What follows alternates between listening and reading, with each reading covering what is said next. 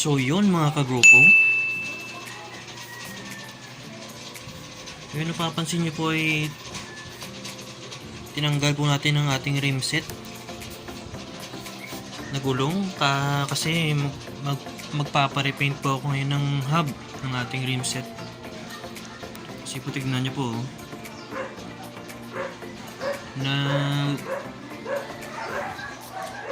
matatanggal na yung mga ano niya, yung mga pintura. Natutuklap na mga kagrupo. Oh no! Kaya kailangan nating ipa-repaint to. So, unang gagawin natin, papakalas muna natin tong gulong tsaka yung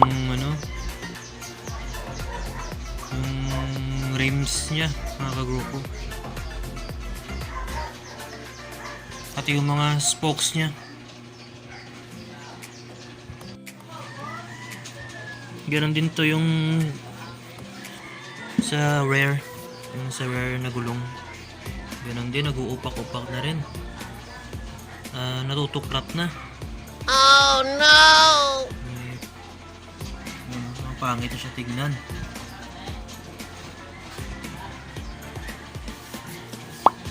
So paano, kita-kits lang tayo sa pagtanggal ng gulong at saka ng spokes natin at rims.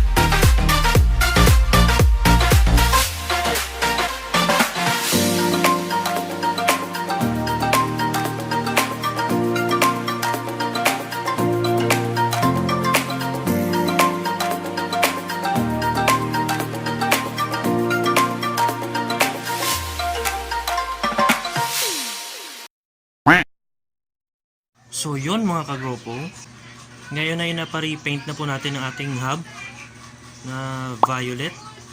Tapos ito na po yung ating rims na ipapalit. Super drag rim, yan. Super drag rim. Hindi ko na po na videoan yung pag-repaint nito ng hub. Sensya na po, pero kita-kits na tayo sa pag-install ng spokes ito mga kagrupo, sa gulong. So, paano? Kita-kits!